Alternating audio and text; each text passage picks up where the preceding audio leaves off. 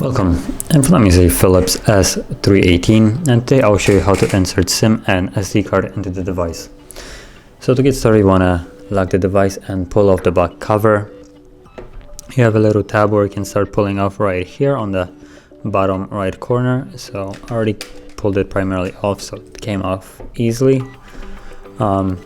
And from here, all you need to do is just slide in the SD card right here, like so.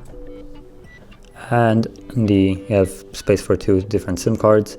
So to open the tray, you have open and close, a little arrow right here on each ends, and all you need to do is just slide it, it clicks, and then you can flip it open like so.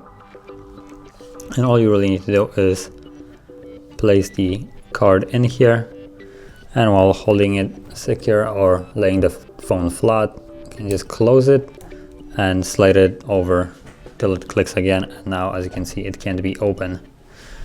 And that's basically it. Same premise goes for the other one. Same thing, it just clicks and opens like so, slides down to close. And now if I flip over the phone, we'll see SD card ready, so okay, and SIM card should be working as well. And that is how you would insert it. Now if you found this video helpful, don't forget to hit like, subscribe, and thanks for watching.